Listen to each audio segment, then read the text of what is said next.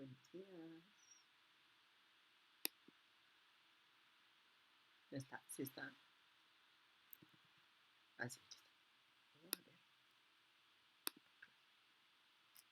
Ah, no, sí. Súper definido.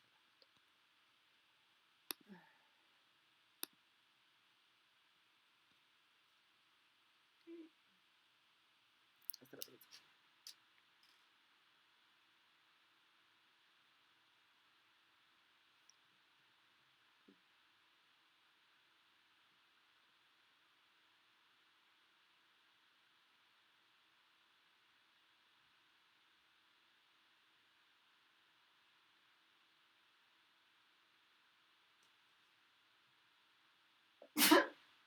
Eh.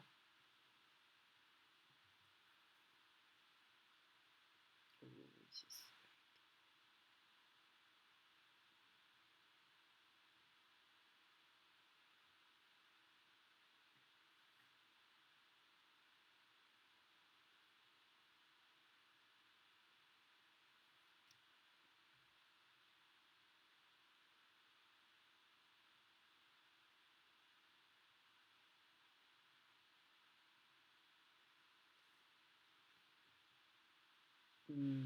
¿Ya merito? Bueno.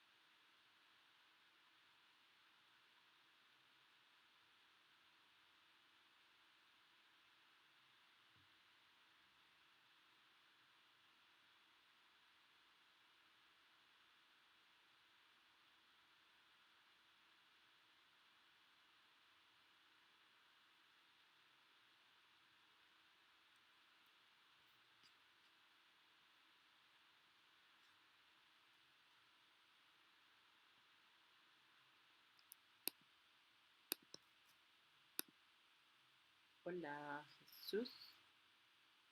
¿Sabes si va a demorar mucho la profesora? La doctora no podrá asistir hoy, pero a mí me toca dar la clase. Vale. ¿Vale? Gracias. Y ahorita empezamos. Uh-huh.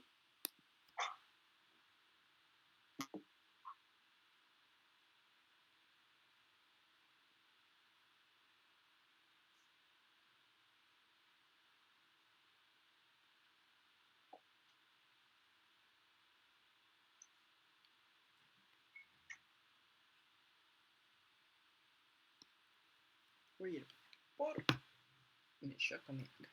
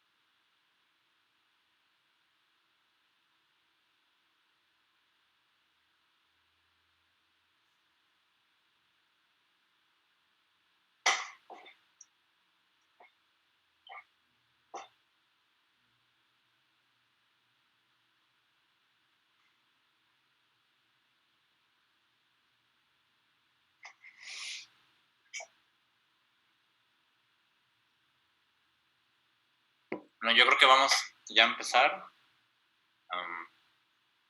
Buenos días a todos. Por motivos de logística, la doctora no podrá asistir hoy, pero a mí me toca dar esa clase. Lo que veremos, muchos de ustedes ya tuvieron la oportunidad de ver la entrevista de Skrillman, de leer. Ya la empezaron a leer, ¿verdad? Sí. Ok. Sí. Bueno, lo que vamos a hacer hoy es contextualizar el documento. No nos vamos a adentrar de lleno al comentario de textos, sino en un principio vamos a contextualizar. Esa contextualización nos va a ayudar debido a que no solo esta fuente corresponde a ese contexto, sino a las demás fuentes que vamos a ir posteriormente en el curso. Entonces, si nosotros tenemos claro el contexto político, social y cultural en que se desarrolla estas fuentes, podremos adentrarnos mejor al comentario de texto y a la fuente primaria, ¿vale? Ok. Si tienen dudas o algo, interrúmpanme, porque luego voy muy rápido, ¿va? Ok.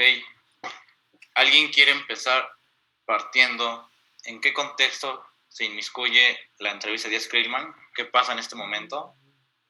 ¿Qué hay? ¿Alguien tiene una idea? Sí, Carol. Bueno, el mundo ya está preparando para la Primera Guerra Mundial. En el periódico que la maestra mandó hay muchos encabezados de, por ejemplo, que Alemania está mejorando su fuerza aérea con los globos, que ha habido tropas en diferentes países, no me acuerdo bien qué países eran. Entonces se ve que el mundo está preparando para la Primera Guerra Mundial ya. También vemos que en México, o sea, ya es un periodo de paz. Después de tanta inestabilidad que hubo política y social, hay relativa paz bajo el gobierno de Díaz, aunque sea paz de mano dura, y a los americanos les preocupa mucho la democracia, que existe una democracia, porque bueno, así son ellos, ¿no? Y también estamos viendo las interferencias que tuvieron en Cuba y en las Filipinas, los norteamericanos. Ok, entonces en un principio vamos entendiendo que en el inicio del siglo XX México sí se encuentra en cierta medida conectado con el mundo. Sabemos qué está pasando alrededor del mundo, sabemos qué está pasando internamente también. ¿Okay? Y ahí es un punto importante y clave. La prensa está informando a la sociedad, pero una pregunta para ustedes es ¿a qué sociedad, a qué personas en específico? ¿Vale? Eso lo vamos a ir respondiendo después. Susana. Perdón, sí, pues igual como que, bueno, los anuncios y en general como esas pequeñas noticias, pues nos dejan ver cómo, pues sí, que México tiene esa cierta estabilidad. Y igual hay algunas como noticias que relacionan, bueno, que dan cuenta del inicio del curso escolar y cómo, pues, estas solemnes, no sé cómo llamarlo, solemne, bueno, olvidémoslo, pero así como ceremonias, claro, sí, esa era la palabra que buscaba. Y también algunos anuncios, bueno, algunas pequeñas noticias sobre México relacionado con algunos países de América Latina, pero como un socio comercial y diplomático importante, ¿no? O sea, como si fuéramos una, bueno, igual yo lo veo como de forma muy condescendientemente, pero sí, como si fuera México un país como con muchísima ventaja a comparación de otros países de Latinoamérica. Es que eso es algo importante, porque si nos ponemos a analizar actualmente, o sea, económicamente y en aspecto de recursos, México sigue sobresaliendo mucho ante Latinoamérica. Tal vez muy pocos países podrán tener la estabilidad que ha tenido México. Y eso se debe en gran medida a que en México no hubo estas dictaduras que hubo en toda América Latina. ¿Ok? Y eso hay que entenderlo poco a poco. Porque es gracias a este momento histórico, bueno, de inicios del siglo XX hasta aproximadamente 1930, que México logra estabilizarse políticamente. Y eso es clave a través de un partido y no a través del militarismo, como ocurre en América Latina. ¿Ok? Eso hay que tenerlo en cuenta también. para entender el proceso. Viridiana. Sí, a mí igual algo que me llamó mucho la atención fueron los anuncios. Algo que iba a preguntar, ¿qué es lo de la sociedad italiana? Eso que ofrecían trabajo, porque no entendí muy bien. Okay. Y igual me llamó la atención cuando decía para mamás jóvenes, que por si entendí bien era como que las mamás ponían que sus hijos se enfermaban y alguien más daban como consejos. La última página. Y nada más algo de la entrevista se me hizo como que tuve que buscarla en inglés porque creí que estaban como traduciendo mal, porque creí que estaba como hablando muy bien de Porfirio Díaz, como cuando lo describía físicamente. Se me hizo raro, pero no, también así está en inglés, pero se me hizo algo raro, como que le dije a mis compañeros que parecía como algo homoerótico porque lo describía como muy, no sé, como si me hubiera gustado Porfirio Díaz y me dio mucha risa. Ok. Algo que acabas de decir y es clave para entender el contexto y la fuente es el tipo de medio al que estamos adentrándonos. ¿Qué medio es? ¿Es un medio escrito? ¿Es un medio en qué sentido? ¿Es un medio...? Ok, para empezar, ¿qué es el imparcial? ¿Alguien lo buscó? ¿Alguien le dio curiosidad de qué era? Más o menos saber sobre la prensa. ¿Nadie? No lo busqué, pero yo creo que es como el otro lado de la prensa, porque también dicen cosas malas de anarquistas. Entonces es como el otro lado de la moneda, no me quiero imaginar. Okay. Con los Flores Magón con su periódico y que hablan mal, o sea, el imparcial por lo que leí también decía como que murió en anarquistas y así. Entonces creo que es como el otro lado. Es que ahí podríamos diferenciarlo. El periódico de los Flores Magón era un periódico clandestino y el imparcial no. El imparcial era un periódico establecido y regulado internamente. ¿Qué quiere decir? Que sí era un periódico, pero en aspecto comercial, más no clandestino. ¿Okay? Pero nadie tuvo la duda o curiosidad de saber qué era el imparcial. ¿No? No es un periódico, ¿no? Pues sí, pero por ejemplo, actualmente el Excelsior es un periódico y el Universal es un periódico, pero no son lo mismo. Pero no era así como del régimen. Bueno, me imagino que sí, pero bueno, yo no lo busqué, la verdad, pero esperemos que no haya sido como el de Morena ahorita. No me acuerdo, perdón, buscaré mis referencias. Regeneración. Sí. Ok. Bueno, quienes hayan tenido la oportunidad de leer ya la entrevista, adentrarse a los anuncios, adentrarse al tipo de encuadre, a cómo está estructurada la noticia, ¿qué les dice? Eso habla mucho de un periódico. ¿Ok? Para empezar, el que un periódico tenga anuncios ya te está diciendo algo, porque como lo decía la compañera, Regeneración, el periódico del gobierno, ¿tiene anuncios? Yo no lo he visto, les pregunto. Creo que no, creo que trae cierta propaganda a favor del partido. Al no tener anuncios, te está diciendo que es un periódico que su objetivo no es ser comercial, sino más bien político, de difundir. Ahí hay una gran diferencia con otro tipo de periódicos, ¿vale? Sí, Elena. Sí, con respecto a los anuncios, siento que está dirigido obviamente que a una clase media, como le llaman, y también como un sector empresarial, porque hay como anuncios sobre bombas de agua para minas y para irrigar, entonces... Okay. Les voy a dar un tip que les va a servir en toda la carrera. Cuando quieran utilizar conceptos, tengan muy en cuenta que muchas personas del gremio les van a preguntar, por ejemplo, para ti, ¿qué es la clase media? ¿Ok? ¿Y cómo justificas que es una clase media? Digo, ahorita vamos en primer semestre, no hay problema, pero a futuro eso se vuelve un conflicto, ¿vale? Pero bueno, Elena, ¿qué es una clase media para ti? Bueno, más bien yo creo que para el periódico sería, no tanto para mí, sino para la concepción del periódico sería un sector que no es pobre, pero tampoco es como aristócrata. O sea, está esta diferenciación entre el pueblo y la clase como rica, no sé. Ok. Vamos a dejarlo ahí, ahorita contextualizamos eso. Sí, Carol. Bueno, justamente en la entrevista Díaz justamente recalca que es importante la clase media en México.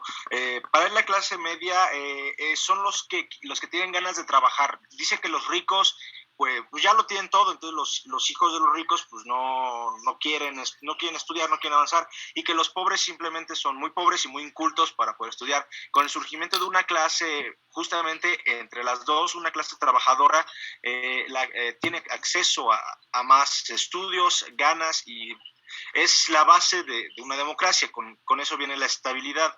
También, por lo que vi en los anuncios, va dirigido a una clase que sabe leer, una clase educada, ya que hay muchos anuncios de, por ejemplo, clases de inglés. Eso se resaltó mucho para mí, clases de inglés, pero también hay dueños de tierras, ya que hay muchas de compra y venta de tierras, al igual que también en el periódico vienen otros oficios como carpintería, otras cosas. Por lo tanto, estamos hablando de trabajadores, de dueños de tierras, de gente de letras y este tipo de personas. Ok, entonces nos damos cuenta que nosotros podemos contestar nuestras preguntas de comentario de textos a través de los anuncios. Los anuncios nos pueden ayudar a complementar, a entender de qué personas hablan. Es algo muy cierto que dijiste, es que iba dirigido a las personas cultas, a las personas que podían saber leer, pero también a las personas que podían saber no solo leer, sino interpretar y dar su propia opinión, tanto política como social. Y eso es importante. Y vuelvo a mi pregunta inicial. Entonces, ¿qué es el imparcial?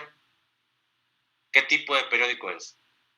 Sí sabemos a quién está dirigido, pero para entender un medio de comunicación tenemos que entender cómo surge, en qué sentido se sostiene, en qué sentido se desarrolla, cuál es el papel del periódico en esta época y principalmente qué pasa con el periódico, por qué es tan importante el periódico, por qué si esta entrevista se hubiera publicado en otro periódico hubiera pasado lo mismo, no hubiera pasado, por qué necesariamente en este periódico es que genera esta provocación.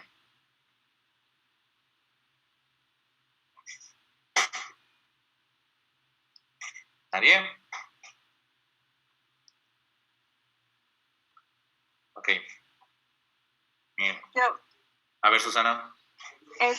bueno, yo creo que, pues como decíamos, ¿no? Que era para un público específico. Y bueno, no sé si Díaz quería como apelar a esa clase, a la oposición, o sea, que sí, como apelar o invitarlos a que fueran ellos la oposición. Y bueno, claramente menciona, ¿no? Que las personas indígenas pues no tenían como el interés y que pues desde la colonia se les ha relegado a pues no hacer nada en el servicio público, y pues que es como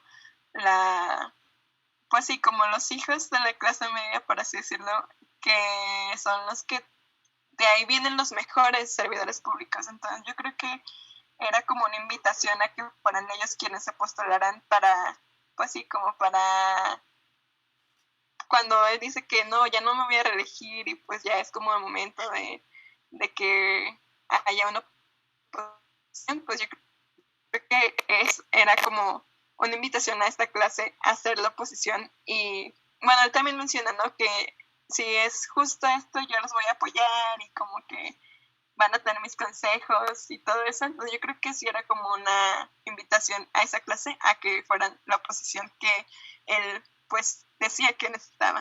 Ok. A ver, Edgar.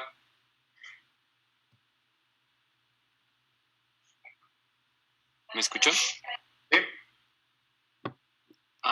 Ok. Bueno, primero, creo que va antes mi compañero. Sí, perdón, es que las manitas no las veo. Carol. Bueno, justamente también en la entrevista, Krillman tiene una preocupación por la oposición, de cómo puede regir sin una oposición, ya que es normal que los estadounidenses siempre tengan dos partidos, uno en el poder y la oposición, para que esté vigilado al partido en el poder y que no puedan hacer completamente lo suyo. Entonces, de esta preocupación también menciona Díaz, de que a él le gustaría, de hecho, tener una oposición y que la apoya. También habla de que los indígenas, Krillman le pregunta que si él cree que pueden ser igual de desarrollados, que si tienen esta capacidad, a lo que Díaz responde que sí. Entonces sí se me hace un poco lógico lo que decía mi compañera, solo para agregar eso. Ok. Edgar. Ok, yo creo que el tono en todo momento de Díaz es contradictorio, ¿no? Porque, o sea, habla de que él tiene una idea abstracta de la democracia, pero a la vez como que aclara, o sea, que no, que no quiere seguir, o sea, dice que él ya vio a su país en un punto alto, que ya vio, bueno, él cree que el país ya tocó como potencia, por así decirlo, pero a la vez se contradice y dice que espera que alguien que como el país ya tocó este punto, que como el país ya está estable, espera que ya haya una transición hacia la democracia, hacia que ya se pueda continuar, pero con otro partido, ¿no? Entonces yo creo que esto aplica en el sentido que tú hablabas de que quién es ese otro lector, ¿no? Aparte de alguien que puede leer el periódico por el simple hecho de que sabe leer. Entonces yo creo que son sus detractores, la oposición a lo que va esto, digamos que en forma implícita a lo que digamos que el lector al que aspira. No como para apaciguar estos ánimos que estaban en aquel entonces, porque pues las épocas de las huelgas de Cananea, Río Blanco, entonces yo creo que ese es el otro lector, ¿no? Digamos como para apaciguar esto, como para decir que ya la democracia, por así decirlo. Ok. A ver, Daniel. Ahorita que estábamos mencionando lo de la entrevista y comparando con los anuncios, creo que la intención del periódico El Imparcial era más como para personas adineradas, ¿no? Bueno, con dinero como para invertir en algo por ahí, no sé, estadounidenses o así, porque Díaz habla de estos inversionistas que sienten confianza, y entonces creo que El Imparcial está dedicado a esas personas, ¿no? No sé, no solo gente adinerada de México, sino también puede de otros países. Ahí sí yo no estoy de acuerdo contigo. ¿Por qué? Porque había abogados que no necesariamente eran ricos, pero sí tenían la posibilidad tanto de comprar el periódico como de leerlo y dar su opinión. De eso sí. Y eso es la otra. O sea, siempre que analicen un medio, ya sea revistas, periódicos, folletos o algo, revisen qué precio tiene, qué costo es. Eso habla mucho. ¿Alguien revisó el costo del Imparcial? Los centavos, ¿no? Ok. ¿Y eso qué quiere decir? No sé cuánto signifique ahorita, entonces no tengo como una idea más o menos. 2 centavos de aquel momento son como entre 5 y 8 pesos ahora, aproximadamente. Bueno, barato. El problema, bueno, no el problema, la cosa es que eran centavos de plata. Ahí está el poder y el peso. Pues en un anuncio dice que, perdón por hablar sin levantar la mano, en un anuncio dice que ofrecen un trabajo pagado 2 pesos al día, ¿no? Bueno, no sé si voy a revisar bien, pero me acuerdo que la paga era de 2 pesos. Era a la semana. A la semana. Ok, buen aporte. Si en un trabajo te ofrecen 2 pesos y el periódico cuesta 2 centavos, ¿el periódico está barato, es caro o qué? Es caro. ¿Segura? Sí. No, es como con 2 pesos te completas ¿cuántos periódicos? Pero ¿y la comida? Bueno, sí, Esta pero... es la clave. ¿Se acuerdan que alguien me había dicho que era para la clase media? Ahí está la clave, porque el dinero te está diciendo que es para una persona adquisitiva que a pesar de que tiene que tener el gasto en la familia, en lo cotidiano, puede tener o le puede dar para comprarse un periódico, ¿ok?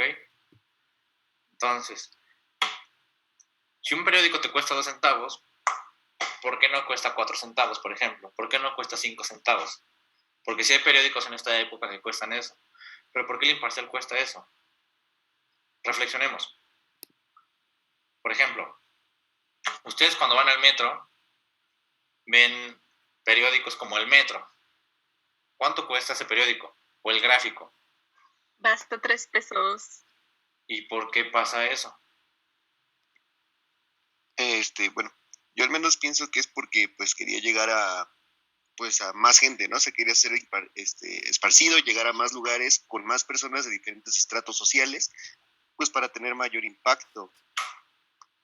Exacto, pero como nos damos cuenta, pues no es ni tan barato ni tan caro, pero sí tiene la posibilidad de llegar a un público muy extenso, dado que es barato, dado a la otra. También chequen el tiraje. El tiraje dice mucho de la historia de un periódico. Si ha perdurado, si ha podido desarrollarse. La cantidad de ejemplares o de tiras que manda es la cantidad de reproducciones que puede extenderse. Eso es importante. ¿Ok?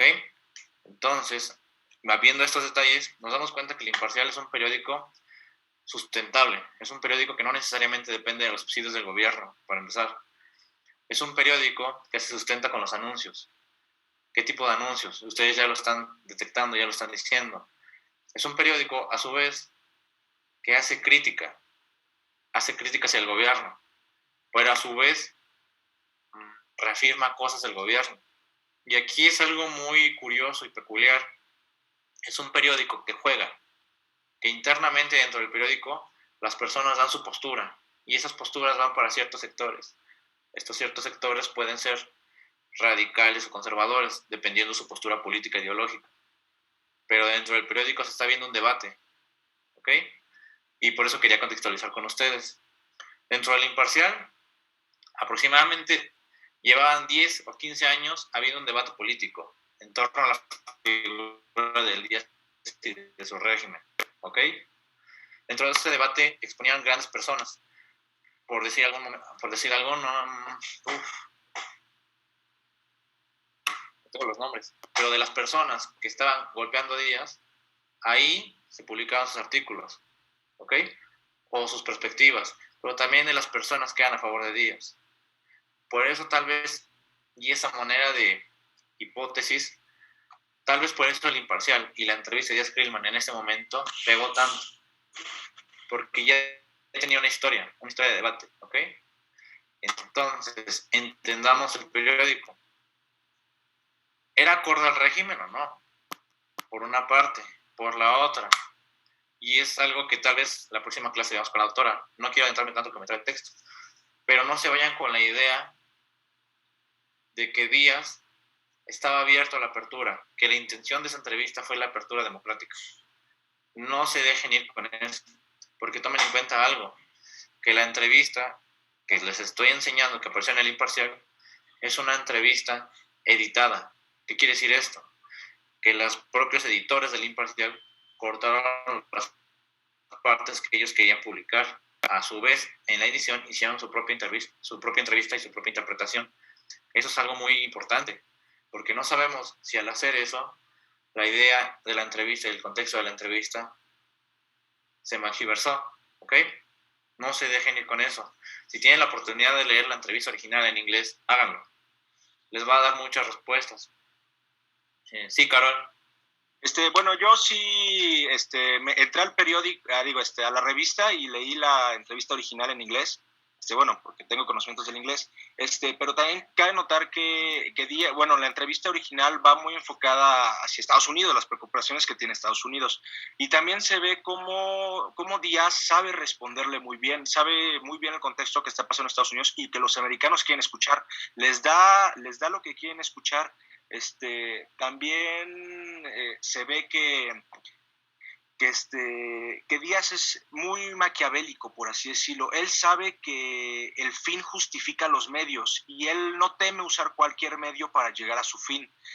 También dice muchas veces que él dice, ya no voy a estar en el poder, sin embargo sabemos que sí quiso quedarse en el poder una vez más. Ok. Sí, Elena. Sí, se nota que el imparcial desde el principio como quiere hacer notar esto de la apertura democrática que da Díaz, porque hace como una introducción antes de dar su edición de la entrevista. Y también en la parte de que habla Díaz sobre los otros partidos, también hace como esta alusión de que está dispuesto a ayudar y a apoyar a otros partidos. Entonces eso a mí se me hace que es pues no es con la intención que nosotros podríamos interpretarlo de que está abierto a la oposición, sino que la oposición esté como con él. Y también habla sobre su sucesor, ¿no? Y que él también está dispuesto a apoyar al sucesor. Bueno, entonces. Ok. Viridiana. Pues a mí lo que me deja mucho, pues es más que nada quién fue la persona que realizó la entrevista, ¿no? A final de cuentas, a mí me parece que Krillman es una persona, pues de las típicas que creen en la pureza racial y en el poderío o que los americanos tienen de alguna manera este destino manifiesto, ¿no? Que es como llevar la democracia a lo largo de todas las naciones, tenga el costo que tenga, y él intenta básicamente reflejar esa pintura en su entrevista, ¿no? Que Díaz realmente hizo lo que tenía que hacer para poner orden y llevar la... ¿cómo decirlo? Como iluminar a México. Yo siento que él trata de ponerlo de esa misma manera, como si él fuera el salvador de los bárbaros, y es por eso que hace tanto la descripción física de este vato de Porfirio Díaz, porque bueno, el señor pues empolvaba la cara un montón para verse blanquito, pero pues a final de cuentas sí da esa apariencia de pureza racial que estaba buscando este periodista, y por eso es la impresión. Incluso en su libro Master of Mexico, pues precisamente trata de reflejar que él es el salvador de todo el desastre que hubo antes de él, y me parece importante recalcar que pues todo tiene que ver tú tienes que leer la entrevista desde los pies de Krillman, más que ponerte en los zapatos del mexicano que lee la entrevista, es desde los pies del americano que está de acuerdo con lo que él está haciendo porque está poniendo orden basándose en el destino manifiesto. Y pues yo no creo que Porfirio Díaz sea todo negro, todo blanco, siento que pues tiene sus matices y no es como, siento que no es como si él fuera un villano, y es lo que creo que trata de reflejar este personaje Krillman en su entrevista, que pues está tratando de resaltar el lado positivo. Incluso hay personas que piensan que Porfirio Díaz pidió la entrevista de esa manera y el libro como para subir un poco más su ego y para justificar todo lo que estaba pasando en el país a lo largo de la historia, y que hizo lo que hizo por amor a México. Y pues supongo que cada quien tiene su versión de su historia. Gracias. Viridiana dijo algo muy importante, y es que entendamos a los personajes que analizamos como entes con claroscuros, que no son ni buenos ni malos, sino que son personas muy complejas, y en el aspecto histórico esto siempre se nos olvida, ¿ok? Hay 2 puntos para empezar, para seguir analizando esto. El primer punto es quién era Díaz. Pero a ver, ya hablaron muchas personas y les agradezco de verdad. Pero ¿alguien que no ha hablado quiere aportar algo?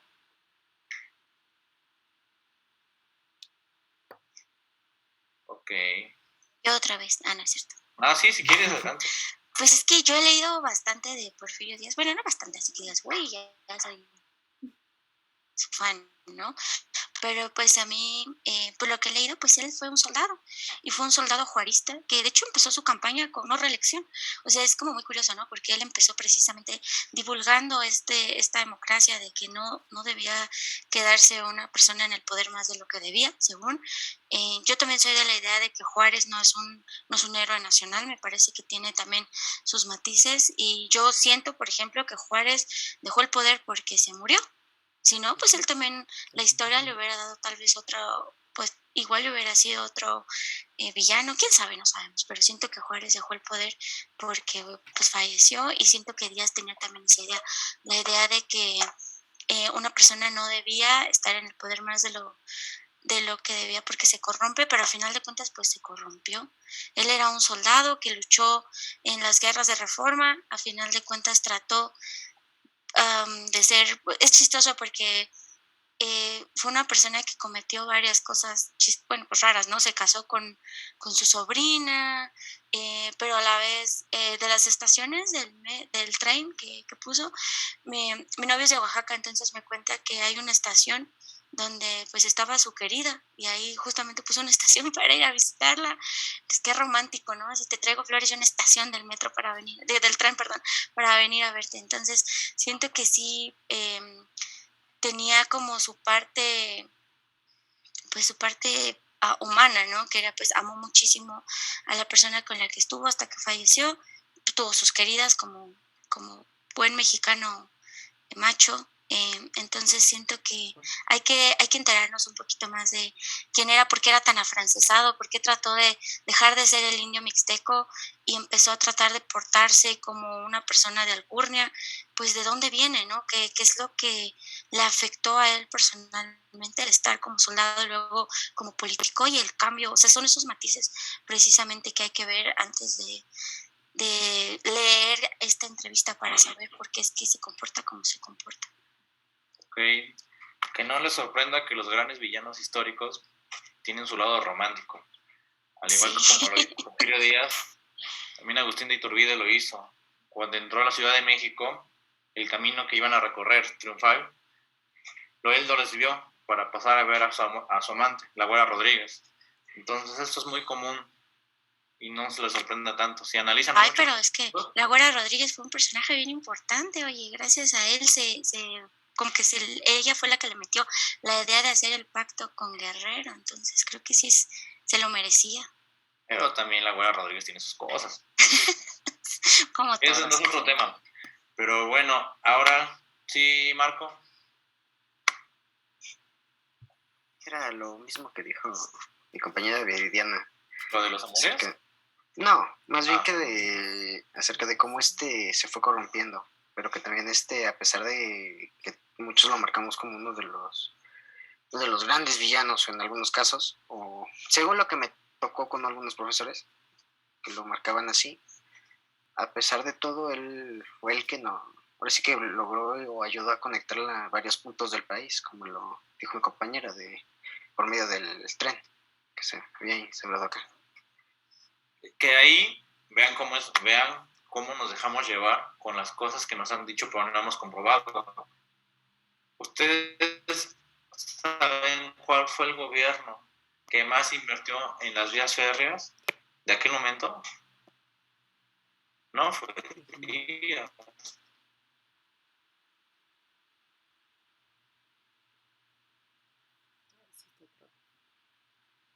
Que más invirtió para las vías férreas, y lo pueden checar por estadísticas, fue en el gobierno de Manuel González, ¿ok?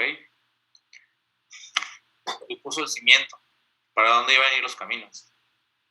Obviamente, ya con Díaz, teniendo eso, solo las alarga, las expande o hace nuevas vías de comunicación. Pero el gobierno donde más se expandió esto fue en el de Manuel González, ¿ok? Y ahora la otra. Yo les invito a que critiquen esas ideas. Por ejemplo, en cierta parte estoy de acuerdo en que Díaz sí se volvió afrancesado, ¿ok? Pero díganme por qué.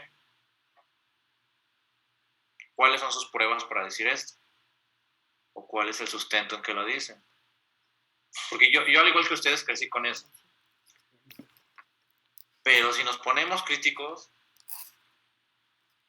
¿Por qué?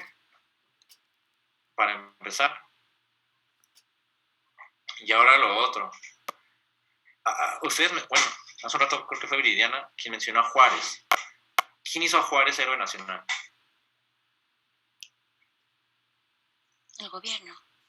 ¿Qué gobierno? Pues, perdón que hable nuevamente. No, por favor. Y sin levantar las manos. Ya Edgar lo adivinó. Bueno, sí, yo tenía entendido que Juárez pues era como héroe que creó las leyes de reforma para separar a la iglesia del Estado. Y eso era como lo más importante, pero pues sí, el compañero Edgar tiene razón al mencionar que pues fue Porfirio quien lo convirtió propiamente en héroe. Ok. Bueno, sí. No tengan miedo a decir cosas que pueden sonar malas políticamente, ¿ok? Porque Porfirio Díaz tenía esa necesidad o ese interés de hacer que Juárez se convirtiera en esta gran figura. ¿Por qué? Sí, Carol. Bueno, él ya había conocido a Juárez desde hace mucho y lo siguió. También se había dado cuenta de lo que hizo, ¿no? Porque ayudó a repeler a Maximiliano, por ejemplo, y sus fuerzas francesas. Pero también lo que me parece muy curioso es que hay un folletito, o bueno, no, una portada, no me acuerdo bien, que está la cara de Miguel Hidalgo, la cara de Benito Juárez y la de Díaz a un lado. En el de Benito Juárez dice lex, que significa ley, y en el de Porfirio Díaz dice pax, que es paz.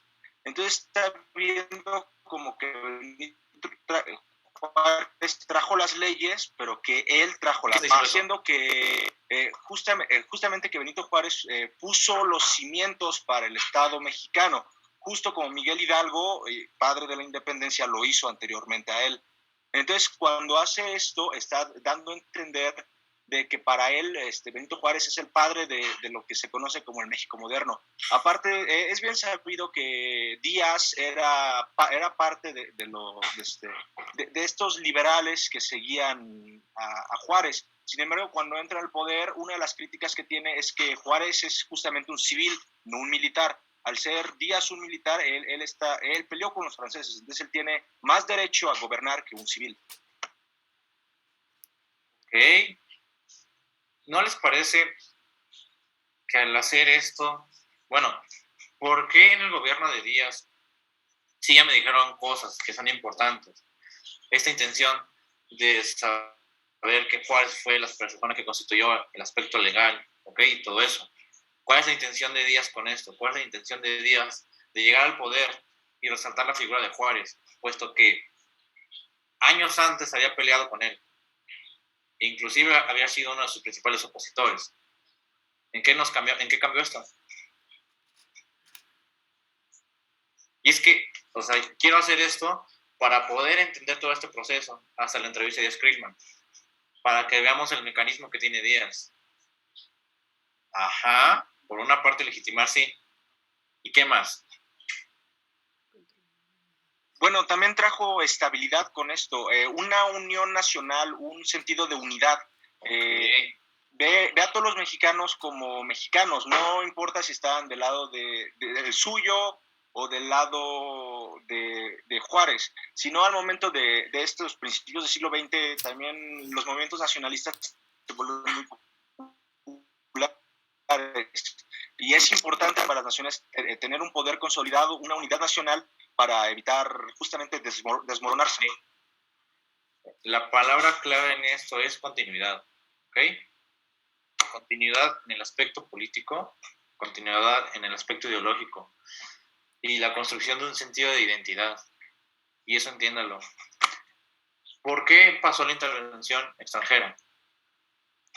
Por deudas. Por una parte las deudas, ¿ok? Pero por otra parte, porque México no estaba constituido como una identidad, como una nación. Estaba dividido territorialmente, no estaba unido. Por eso se dio la intervención, ¿ok?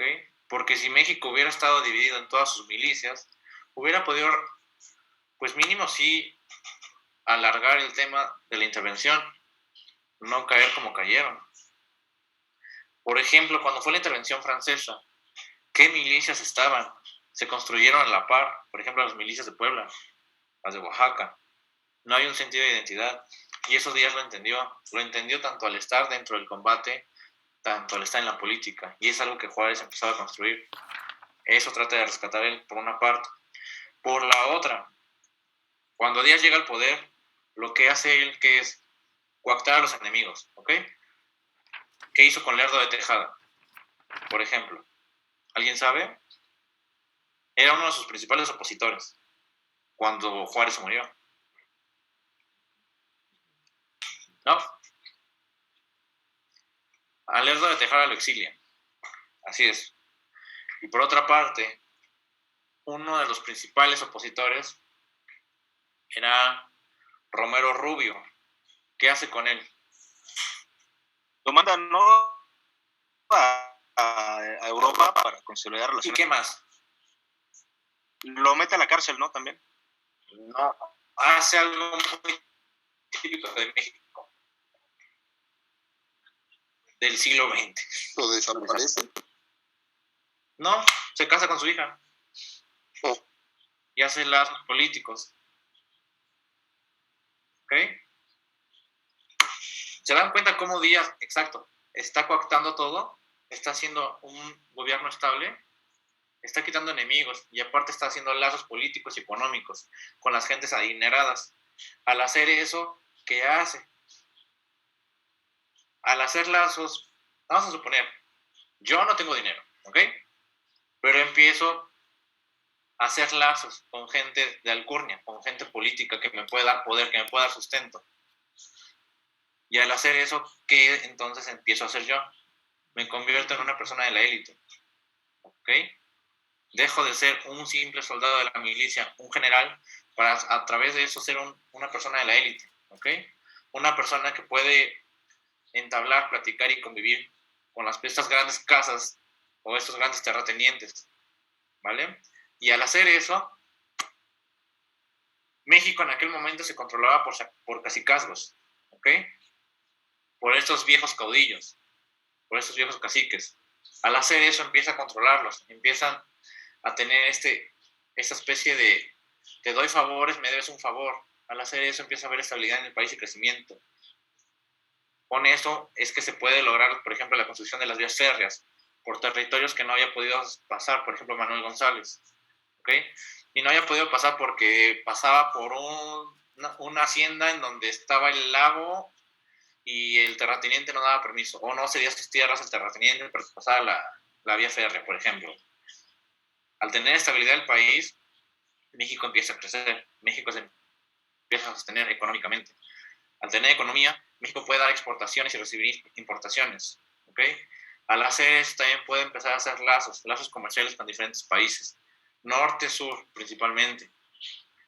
Y al hacer eso, al tener una estabilidad, también México puede hacer una relación con los países europeos. Y ahí es donde Díaz ve oportunidad.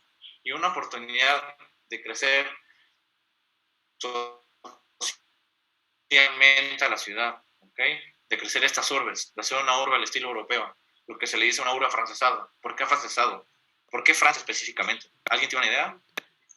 Bueno, yo pienso que es el ejemplo de libertad y cultura a la vez. Bueno, a partir de la Revolución Francesa es como un parteaguas para todas las naciones. Y pues básicamente ahí es donde la ilustración empieza a tomar forma, a pesar de que pues nació en Inglaterra, Francia fue su cuna, entonces es como pues la joya de la ilustración, más que nada, es donde sale todos los derechos, donde sale toda la democracia, los derechos del hombre, la cultura, el ejemplo de moda. O sea, me parece que Francia ha sido como es como un ejemplo para nosotros, como debería verse una nación con bienestar. Y por otra parte, cultural y socialmente, Francia es el centro de los literatos, de los debates del arte. Porfirio Díaz empieza a ver eso y empieza a ver en México una oportunidad, ¿ok? Los grandes recintos que hoy conocemos, en qué etapas se construyeron y con qué estilo se construyeron. Eso nos dice mucho de eso, ¿ok? Entonces, vamos entendiendo hasta ahorita el contexto en el que pasa, bueno, antes de la entrevista de Spillman, ¿ok? Ahora, como les estoy contando, quién es Díaz, cómo piensa, cómo se desarrolla, cómo actúa políticamente. Y eso es algo clave para entender el comentario de textos. Si se cuidó tanto, si coactó a tantos enemigos, si impidió que hubiera una oposición fuerte, ¿por qué pasa lo que pasó en la entrevista? ¿Con qué intención hizo la entrevista para empezar? Sabiendo este contexto. ¿No les llama eso? ¿Sí, Elena? Pues como va dirigida en realidad a un público estadounidense, también es como una preocupación de Estados Unidos de que Porfirio Díaz lleva tanto tiempo en el poder, ¿no? ¿Por qué le preocupaba?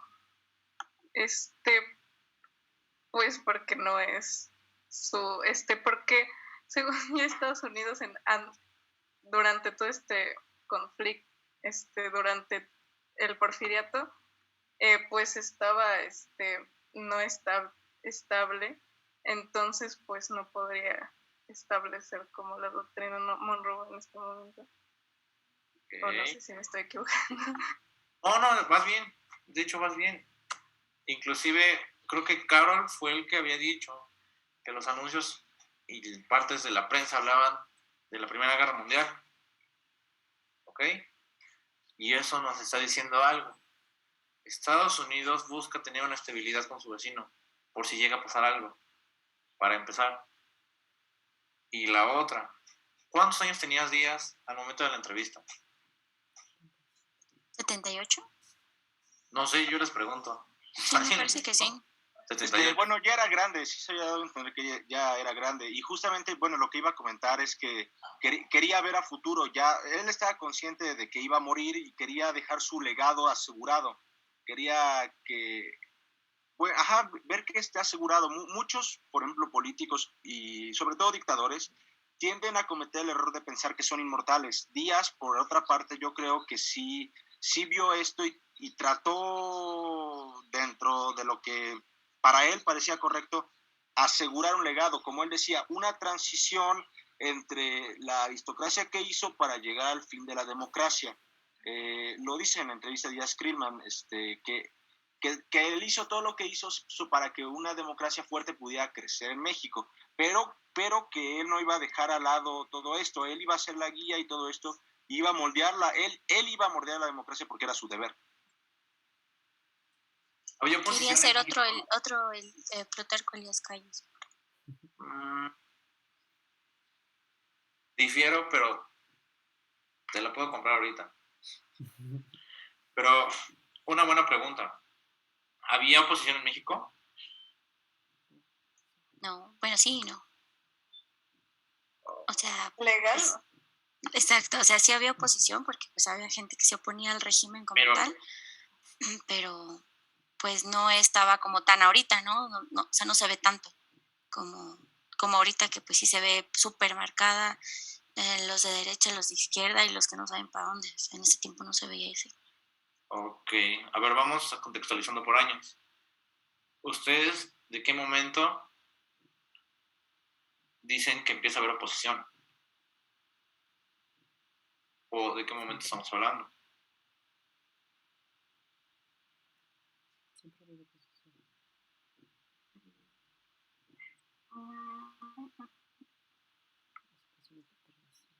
¿En qué año pasa la entrevista?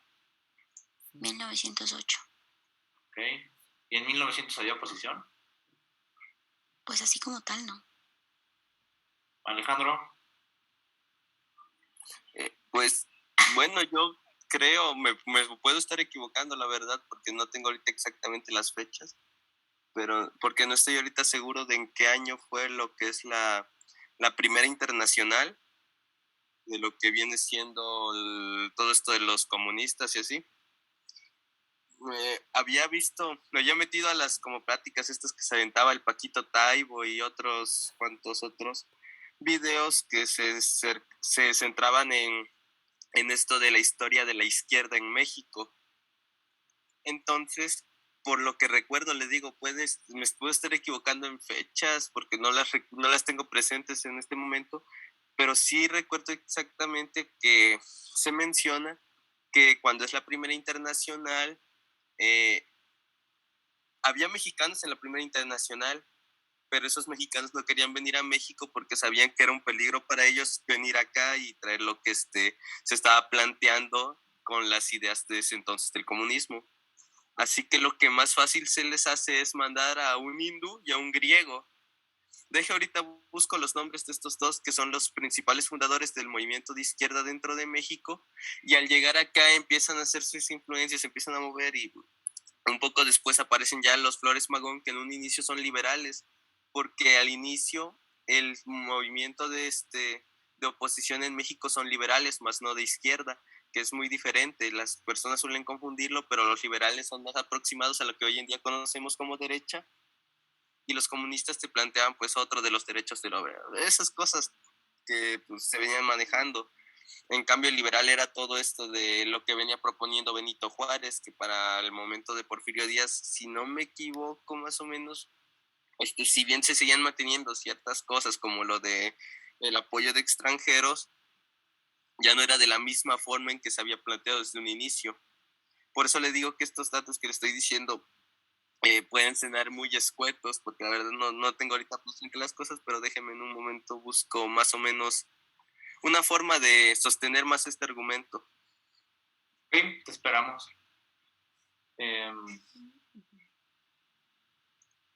Yo soy de la idea de que la oposición existe a la par de que Díaz surge. Siempre va a haber oposición. La diferencia es el tipo y el poder de la oposición, ¿ok? Porque cuando Díaz surge, hay una oposición política, principalmente, por estas personas que son grandes partidarios de Juárez. Y es como dice el compañero, cuando surge el Partido Liberal Mexicano, que me parece fue en el 57, 67, no me acuerdo. Busquen.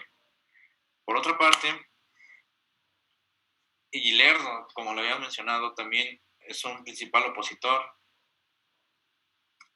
Pero por otra parte, y esa es una pregunta para que problematicen a futuras fuentes que vayamos a ver, ¿por qué se da una oposición? Independientemente de que sea político o no. ¿Por qué existe un descontento social? ¿Ok? Para empezar.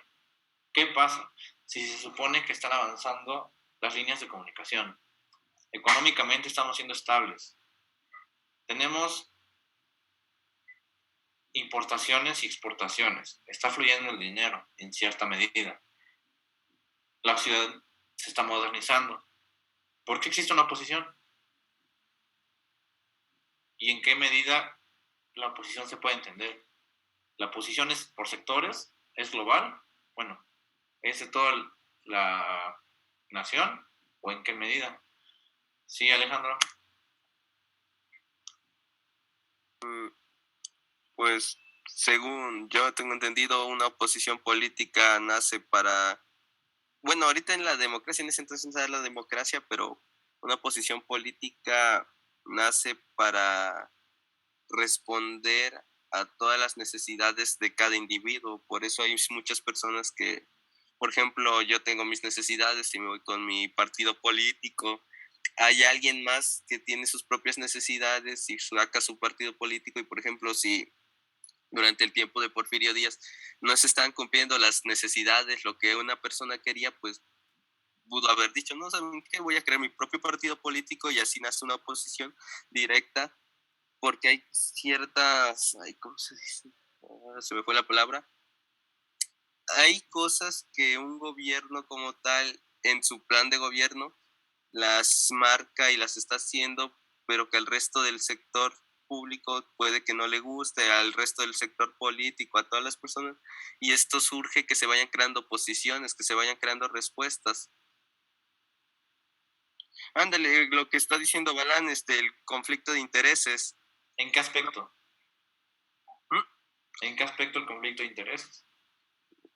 Pues depende mucho de cómo se llama, del plan de gobierno que se tenga en ese momento. Por ejemplo, podría ser económico, podría ser, no sé, educativo. Se van creando de a poco las oposiciones que van teniendo sus ideales, van teniendo su agenda política, van cargando todo esto, lo que pues conlleva crear un partido político que se inicia de a poco y va creciendo. El Partido Liberal Mexicano, pues así se crea.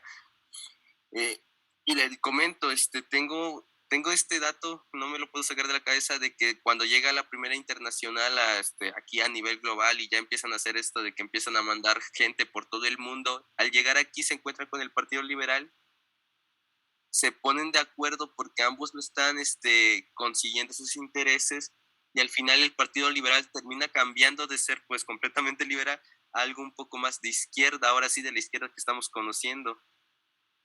Se transforma. Y de hecho los Flores Magón, si lees sus ideas, esos vatos siempre estaban con sí cambiaron demasiado y se volvieron muy radicales, por eso los metieron a la cárcel a cada rato, porque sí se consiguieron mucho la idea de la izquierda que les estaban vendiendo estos tipos que venían de Grecia, de la India. Ahorita déjenme. A esa izquierda radical se le llama anarquismo, ¿ok? Y hace un rato dijiste algo que no estoy de acuerdo, y es el que en este momento no había democracia. La democracia se puede entender en muchos sentidos, ¿ok? Pero para aspectos políticos sí había democracia, puesto que había elecciones. Como se hayan dado las elecciones y los resultados es otra cosa. Pero en el aspecto técnico, sí, México era un país democrático, donde las leyes te permitían reelegirte, siempre y cuando hubiera elecciones. ¿Okay? Eso, no aguas con eso, porque luego se les puede ir. Carol. Bueno, yo diría que la oposición eran, por ejemplo, los grupos indígenas, los yaquis y algunos de los mayas. En la entrevista habla de estos grupos, como en la parte que dice que los indígenas son capaces, dice excepto los yaquis y algunos de los mayas. También, justamente cuando empezó la inversión extranjera, se dio muchas tierras a compañías. Entonces, muchos de los propietarios de la tierra, que eran los agricultores indígenas, perdieron sus tierras y fueron forzados a trabajar como empleados para las grandes empresas, reduciendo sus ganancias. Eso ya es suficiente motivo para que se genere una oposición. Descuidó mucho al campo. Realmente sí hubo estabilidad en las ciudades y todo, pero descuidó mucho al campo. Sin mencionar también que en la entrevista dice que había muchos bandidos y amenazas justamente en lo que era el campo. No había completamente regulación en los campos. Okay. Y algo muy importante, esto que dices de las grandes empresas, Carol, me viene a la mente lo que pasó en las huelgas de Río Blanco y Cananea, en donde empieza a desatarse este conflicto, ¿ok? Y algo muy importante también es, ¿se acuerdan cómo les dije que Díaz logró una estabilidad en el país?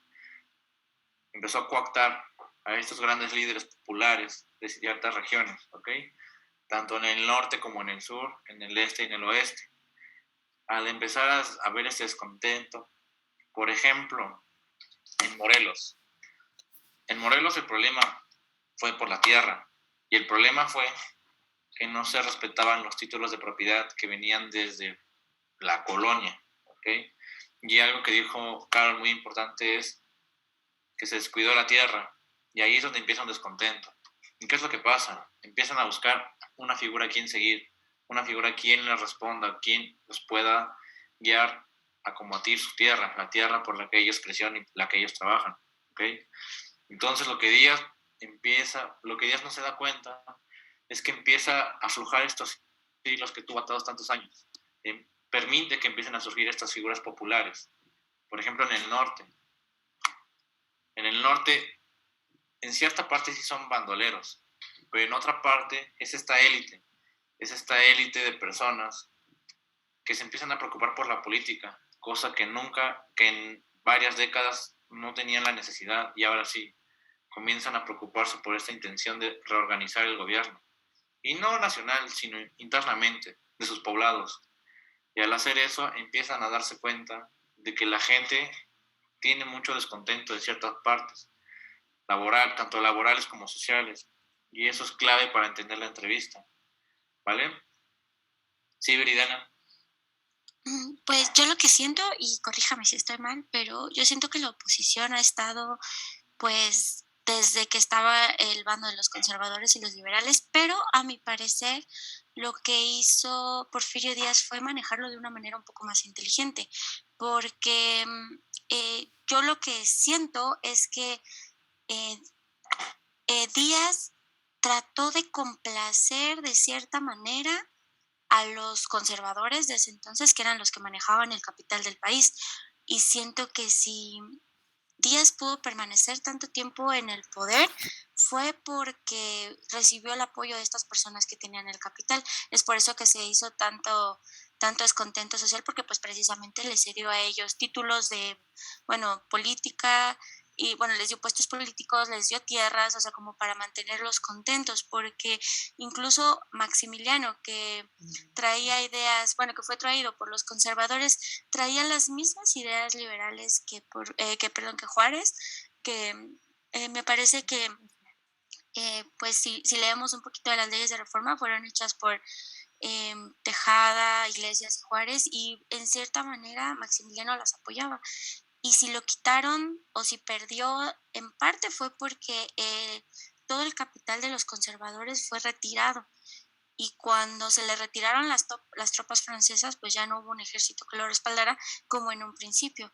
Entonces me parece que Juárez sí trató de jugar sus cartas de manera diferente, intentando tener contenta a la parte conservadora, dándoles tierras y puestos políticos para que el capital siguiera fluyendo y apoyándolo políticamente, que a final de cuentas, pues si somos honestos, las personas que votaban y las personas que tenían una idea de democracia como tal, pues eran precisamente estas personas letradas, versus las personas que también eran letradas, pero eran de un concepto más liberal y que sí apoyaban más al campo, pues eran una minoría, como precisamente Madero, que sí era una persona culta, pero traía unas ideas que no iban de acuerdo al régimen, que era pues apoyar a las personas que tenían el capital. Siento, digo, yo es lo que siento, que Díaz lo que trató de hacer fue tener contentos a las personas que lo iban a apoyar en su carrera política a lo largo de los años y haciendo la política mexicana desde entonces un negocio. Y es por eso que él pudo permanecer ahí, porque supo cómo manejar sus cartas a comparación de un Maximiliano que pues como que trató de, incluso hay como registros de que Maximiliano trató de contactar a Juárez para hacer las paces y luchar juntos y llevar a México una liberación, porque pues sí le gustaba el país y sí trataba de, él y Carlota trataron de hacer varias reformas educativas y incluso publicaron varias leyes donde estaba ya prohibido golpear a los empleados, abolir la esclavitud, pero ya no tuvo el apoyo de los conservadores. Y siento que la oposición, Porfirio Díaz sí se la supo manejar y la supo apropiar, o sea, supo apropiar a esos conservadores. Y pues no vamos tan lejos. En el libro que le estamos leyendo, en el de México Bárbaro, pues Truman encontró estas injusticias en la cárcel. Entonces ahí se ve dónde estaba la oposición, en la cárcel, que era donde pues acababan las personas que realmente hacían mucho ruido a los intereses de las personas que manejaban la política. Entonces siento que la oposición era aplastada o comprada. Entonces sí era una minoría que no podía resaltar en las elecciones como ahora, a pesar de que sí, en efecto, sí había democracia, pues las personas que votaban no eran los campesinos, porque a pesar de que ellos eran la mayoría de la población, pues no creo siquiera que a ellos se les permitiera ir a votar. No lo sé, yo no estuve ahí, pero no siento que el patrón fuera así como, sí, ve a votar, córrele, es tu derecho. No siento que fuera así. Algo que si igual podían investigar es qué personas podían votar en aquel momento. Para empezar, puros hombres, ¿no? Según yo, pero tal vez esté mal, las personas que podían votar eran hombres, cierto estatus social y de cierta edad, y de cierta región, nada más, según yo. Pero inclusive, o sea, por ejemplo, inmigrantes no pueden votar. Descendientes o mulatos tampoco pueden votar. Entonces, chéquenlo. Igual les puedo dar una clave. Ok. ¿Hasta aquí tienen alguna duda, pregunta, sugerencia, aclaración? ¿Ninguna? ¿Sí están entendiendo? ¿No voy tan rápido? ¿Sí van bien? Ok. Sí. Va. Bueno, ya entendían más o menos el contexto ahora. ¿Quién es Krillman?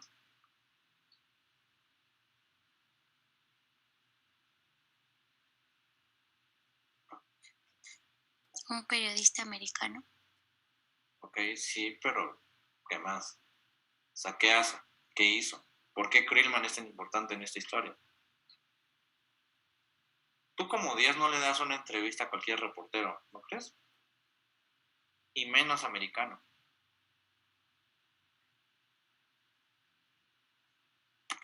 Pues él es el que ha llevado la crónica incluso de Theodore Roosevelt, todo lo que ha pasado. Me parece que es un personaje bastante importante en el periodismo americano porque siempre está, como lo había mencionado antes, del lado de la superioridad racial, y eso lo deja ver en cada uno de sus escritos.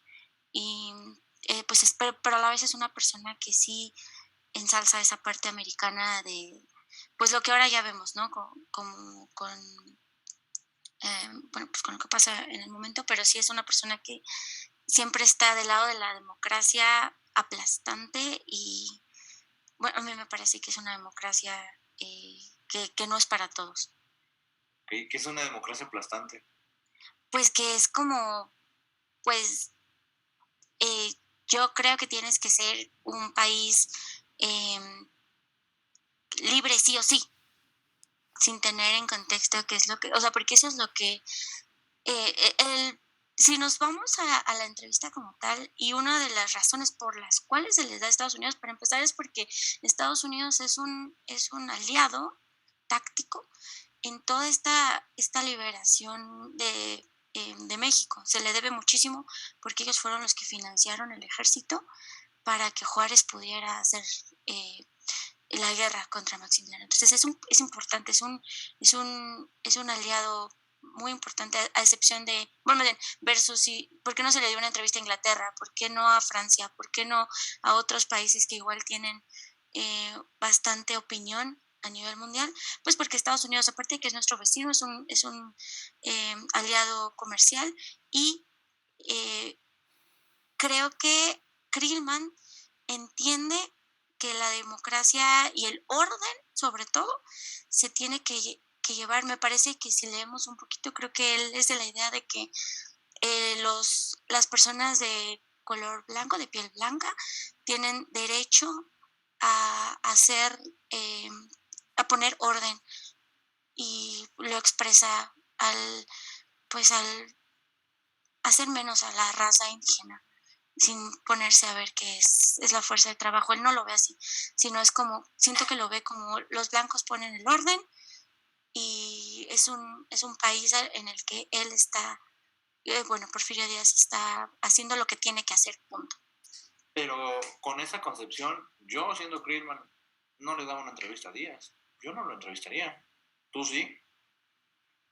Yo creo que si yo fuera Krillman y lo analizo, porque incluso por eso él hace el análisis físico. Primero es como, sí, es una persona que entra dentro del estatus de raza superior. Es lo que yo veo, porque por eso es tan importante esta descripción física que hace. Primero está analizando si él es digno del puesto que tiene físicamente, racialmente. Bueno, ese es mi parecer, que el análisis a la persona física de Porfirio Díaz tiene mucho que ver con la ideología de superioridad de raza que él tiene. Y por eso es como, bueno, sí, pasa, se la damos. Es racista, pero a su vez adapta ciertas cosas del racismo para permitir que otras personas... Es que piénsalo así, o sea, en un país de ciegos, el tuerto es rey. Entonces, si desde el punto de vista de Krillman, cómo se ve el país, incluso ve la foto que tiene, es un carrito moderno, y del otro lado un burro. Entonces es como las dos partes de México, ¿no? Es como esa parte de, hay civilización, pero pues también hay mucho salvajismo desde su punto de vista. Lo pongo entre comillas porque pues no lo considero así, pero yo siento, para empezar, es mi idea que Porfirio Díaz la pidió, no sé, yo siento que él pidió la entrevista, no fue como, o sea, fue así, dame chance, dame una entrevista para que veas que sí lo estamos haciendo precisamente por esta presión de, como dicen los compañeros, de que se ve que había una guerra, entonces queremos saber cómo está México para saber si nos podemos apoyar en ellos. Entonces la entrevista se da porque se considera que Porfirio Díaz está haciendo las cosas basándose en el destino manifiesto, que es llevar el orden y el progreso, y él se ve como esa figura que en efecto está llevando el orden y el progreso al país. Y si no es él, pues ¿quién? En 30 años no ha habido otra persona, de todas maneras. Y entonces cuando aparezca una persona en Estados Unidos, ¿la apoya? Cuando aparezca una persona, ¿cómo? Cuando surja una persona que no sea Díaz, ¿Estados Unidos la va a apoyar? Yo siento que si está de acuerdo con las leyes que ellos manejan, con la democracia, porque pues ellos no apoyan regímenes como de, pues, ellos tiran dictadores, ¿no? Pero, o sea, me refiero a que él, si tú lees la entrevista, él justifica lo que está haciendo. Yo estoy haciendo lo que estoy haciendo porque amo a México. Yo me justifico por mi pasión por llevar el progreso. Yo me justifico por la necesidad que tenía mi país antes de mí. Entonces, yo creo que es por eso que los americanos cuestionan, ¿no? Como, bueno, ¿qué está pasando y por qué estás yendo en contra de lo que debería ser una democracia? Y pues es por eso que él da la entrevista, ¿no? Como que trata de justificar que no había nadie más que no fuera él, y lo trata de pintar de esa manera, ¿no?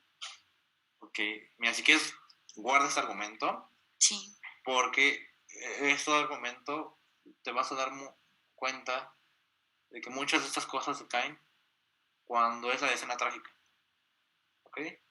No, de que se caen, ¿no? Pero me refiero a que él está tratando de defender su postura. O sea, ahorita nos estamos poniendo en los zapatos de Díaz, yo estoy tratando de justificarme. Y pues que tenga razón o no tenga razón ya es diferente, pero ellos dos están tratando de justificar la dictadura internacionalmente. Ok. Va. Es que si hablo, voy a dar claves para el comentario de textos. Y pues lo importante es que ustedes lo analicen. Pero es bueno que defiendas tu punto de vista. Hay algunas cosas que sí concuerdo contigo y otras que no. ¿Va? Pero pues, si quieres, en la próxima clase lo seguimos debatiendo. Sana. ¿Ya no quieres hablar? Perdón. Pues solo tenía un comentario muy rápido y era que, bueno, estaba como googleando y así, aunque encontré en un sitio, no sé si sea confiable, pero para pedirle que le hiciera esa entrevista a Díaz, para preguntarle precisamente si quería permanecer o que, sí, cuáles eran como los pensamientos de Díaz respecto a permanecer o no en el poder. Entonces, con esa orden prácticamente de Roosevelt hacia Greenman orden de Roosevelt a Díaz, no sé, sobre otorgar una entrevista a Greenman, pues es como que se hace, pues sí, se lleva a cabo la entrevista. De igual forma, estaba como googleando y decía que Greenman era como muy representativo de la prensa amarillista. Bueno, aquí se le conoce como amarillista, ahí venía como amarilla, que es pues este tipo de publicaciones que exageran los títulos, y pues yo creo que también eso tiene mucho que ver como con lo mediático que fue la entrevista en su momento, ¿no? Ok, entonces, ¿Díaz pide la entrevista o no? No, fue Roosevelt el que le pide a Greenman que entreviste a Díaz. ¿Cómo así? Roosevelt le pide a Díaz a través de Greenman que se entrevista. Ok. ¿Qué dices al respecto, Viridiana? Pues yo creo que sí puede ser, o sea, a mí también como dices, tú, a mí sí me hace ruido que de la nada Krillman haya decidido entrevistarlo, ¿no? Por eso digo, o él la pidió o alguien se la pidió, porque no creo que haya nacido de Krillman, voy a ver qué está pasando en México. O sea, siento que era más como, o Díaz solicitó esa entrevista como para justificarse, o en Estados Unidos fue, bueno, ¿qué está pasando? Vaya a investigar. Entonces sí estoy de acuerdo que pudo haber sido either or, que haya solicitado. Susana te dio una clave. Investiga el contexto de quién es Roosevelt, qué está pasando y por qué trata de buscar a Díaz. Esa es una clave muy peculiar. Carol. Bueno, justamente Estados Unidos acababa de salir, relativamente de la guerra de secesión de Estados Unidos, la guerra civil norteamericana, y también estamos en un periodo donde hay muchas tensiones políticas a nivel global, donde conviene tener a tus vecinos, seguros de que no te van a atacar, de que no están en contra de ti, y mantener un ambiente controlado, porque ya había bastante tensión política en estos tiempos, ya había sentimiento de que el mundo quería una guerra, de que se estaba preparando para una guerra. Lo podemos ver en el periódico justamente en las secciones que hablan sobre esto. Ok. ¿Alguien más quiere hablar o aportar algo? ¿O reprocharme algo? ¿No? Ok.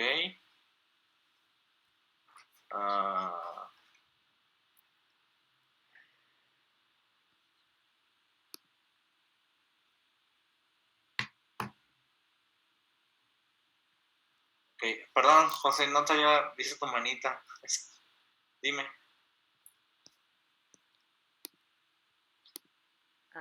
Hola. Bueno, generando un contexto de todo esto que se ha dicho, a ver, la llegada de Díaz al poder se observa a través de la relación tan cercana que tuvo con Juárez. Esta relación tan cercana, Díaz ya veía venir como estratega militar la situación que se estaba presentando con Juárez tras su tercera reelección y casi 14 años de gobierno. Se dio cuenta que Juárez, él no respetó su palabra en relación a la segunda reelección, puesto que Díaz se había presentado ante él como candidato. Esta fue una como premonición que tuvo Juárez.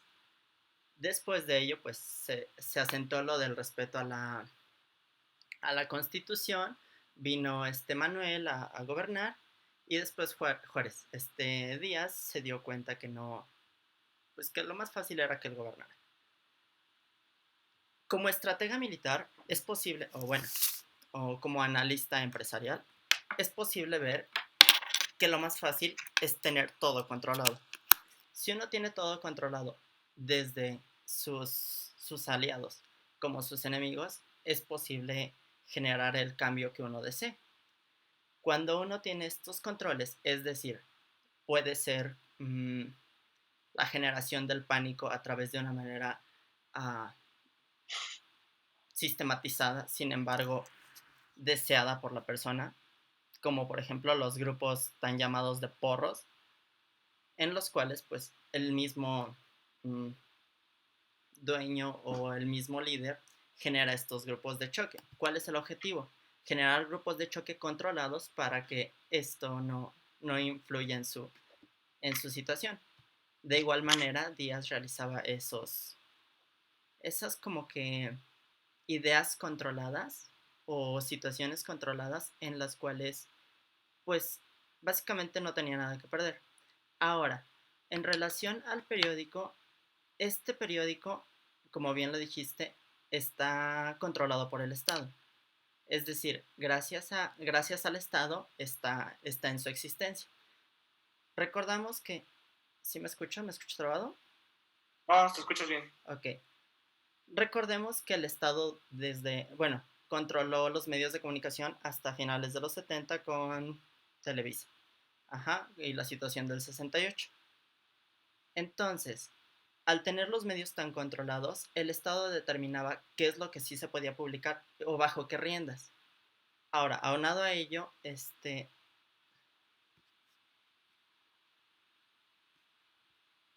y me marché. Bien.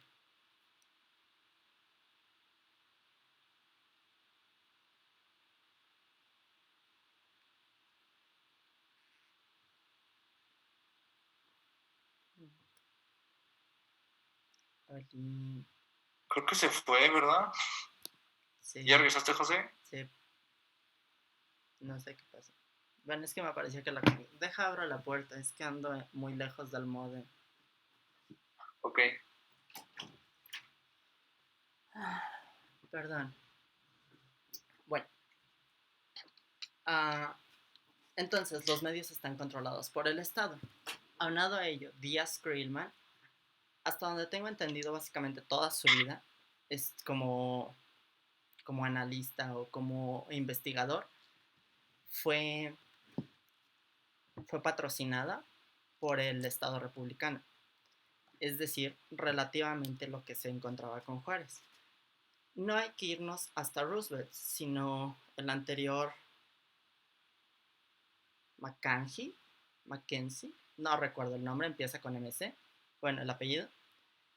Él tuvo una situación muy peculiar en relación a la democracia, es decir, quería hacer un relajo, ahora sí que se quería reelegir casi, entonces empezó una pequeña guerrilla civil en Estados Unidos, que afortunadamente se demeritó. Sin embargo, fue un parteaguas y ya Roosevelt pudo checar eso y se dio cuenta que aunado a la situación global se encontraba esta problemática. Entonces, así dijo, bueno, no dijo Roosevelt, sino que se dio cuenta de que esta situación se podía repetir en México. Aunado a ello, bueno, El Imparcial, sí es cierto. El Imparcial también, además de ser ese periódico de la prensa, es un periódico que está determinado como que a esa clase media, a la clase, es decir, no los grandes hacendados o los grandes poseedores de tierras, ni a los ricos, ni a los pobres que no, bueno, ni a los pobres que no podían acceder a nada, sino a aquellos que estaban sobresaliendo. Se nota así en el mismo anuncio que habla sobre la lotería. Los ricos no compran lotería. Los pobres o los que tienden, bueno, las personas que tendientes o con deseos de superación compran lotería. Ajá. Entonces, se da cuenta que a través de estos niveles masivos de publicación y de control de la sociedad, Díaz tiene las de ganar. Ahora, el único, bueno, no el único, uno de los principales problemas que Díaz tuvo fue la situación del comentario a Creelman, en el cual le comentó que se iba a retirar. Díaz apoyaba de alguna manera las revueltas siempre y cuando le conviniera. Ajá. Y más que convenirle a él, convenirle al Estado como una generación de paz y de progreso. Entonces, es necesario identificar cuáles son las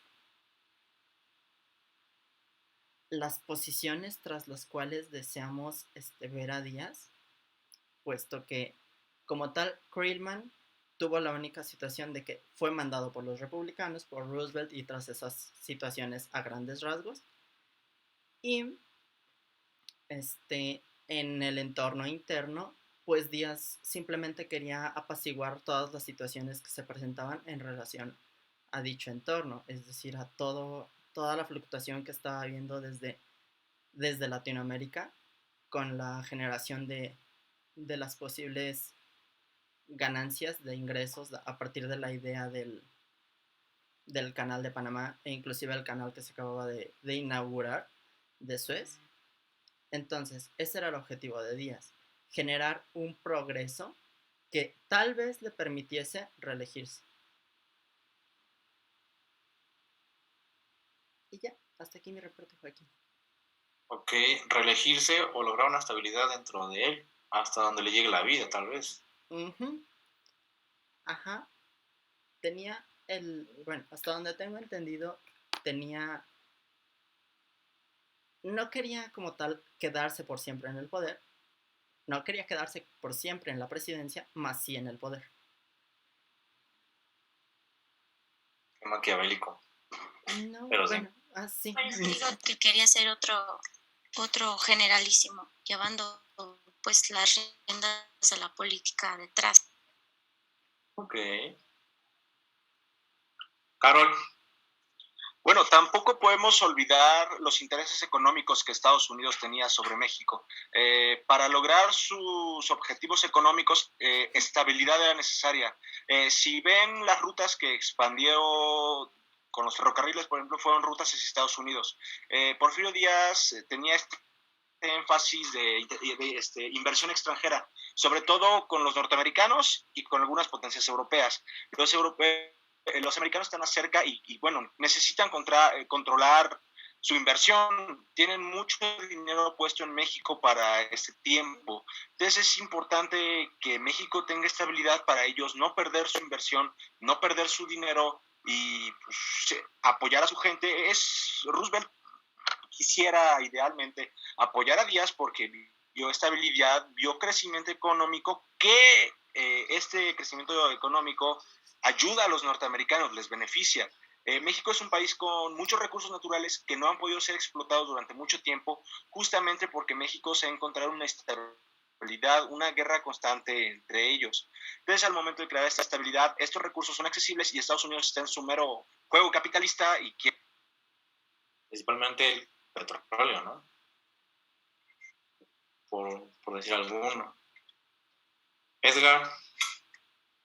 Ok, trataré de ser un poco breve. Yo creo que, bueno, estoy de acuerdo con el compañero Carol con respecto a estos intereses económicos de Estados Unidos en México, y digamos que esto lo pude ver bien, por ejemplo, cuando pasa lo de la sucesión, ¿no? Yo creo que podemos interpretar así la entrevista de Krellman. Yo sí creo que Krellman le pidió la entrevista. Yo creo que es un momento en que esto se tiene que hacer porque va a pasar el momento de la sucesión, y como que yo creo que se empieza a vislumbrar en un ámbito internacional que México va a entrar en unos terrenos un poquito peligrosos, porque pues ya habían existido las huelgas, los Flores Magón ya estaban en su activismo en pro de que hubiera un cambio político, ¿no? Entonces yo creo que como que se palpa que México está entrando en un terreno medio peligroso, y digamos como que se requiere un esclarecimiento de parte de la prensa, de parte de Estados Unidos, como para esclarecer esto. Y, por ejemplo, esto creo que lo podemos ver cuando pasa lo de la escena trágica, es decir, el embajador, bueno, se pasa después, claro, pero el embajador apoya el golpe de Estado que produce Victoriano Huerta, ¿no? Entonces, cuando se acaba esto, en esos tiempos entre Díaz y Madero, estaba el presidente Taft, creo. Entonces, cuando se acaba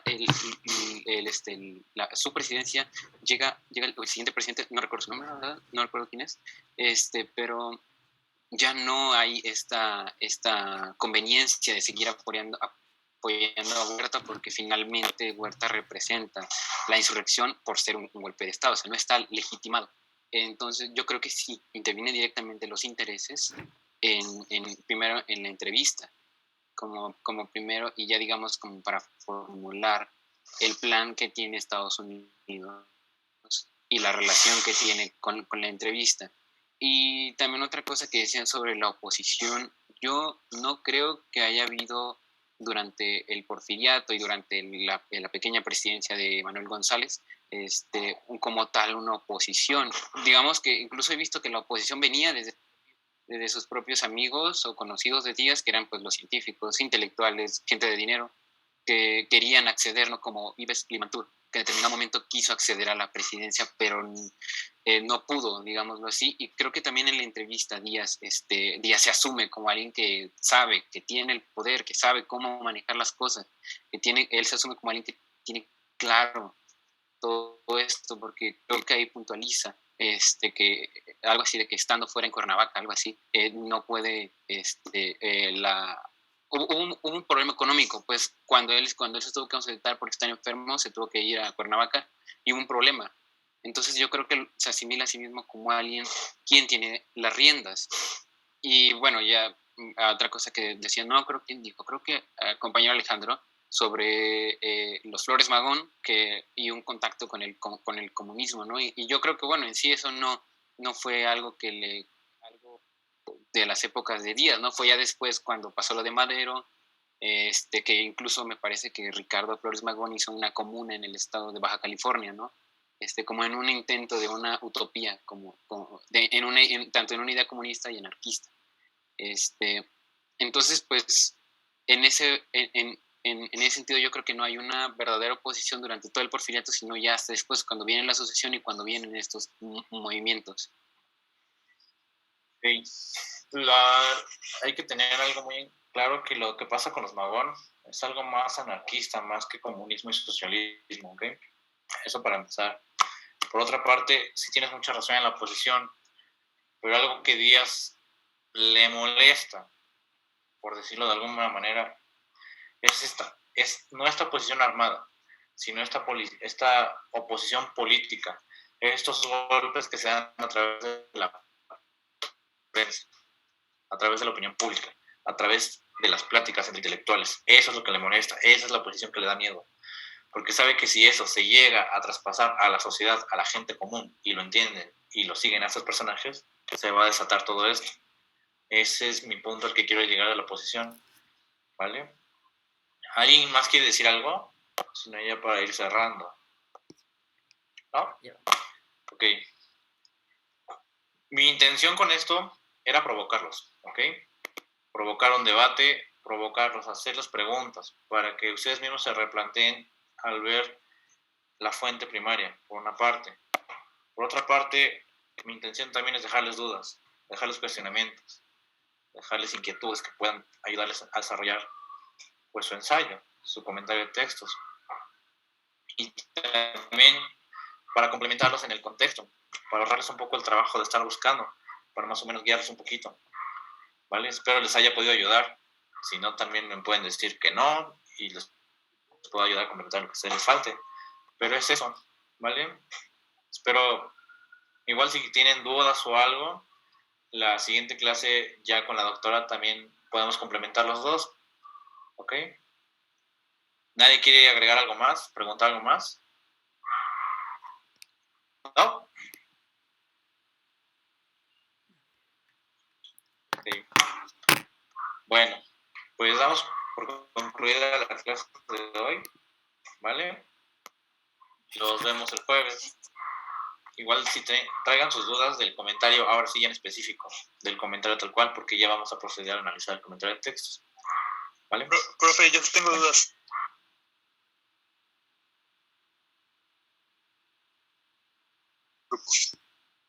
Ajá. No estoy muy claro o no, o cómo se dejan las tareas. ¿No estás en claro? No, quieres pasarme tu correo y te agregamos. Okay, se lo paso por aquí, por el chat. Sí. Ok. Bueno.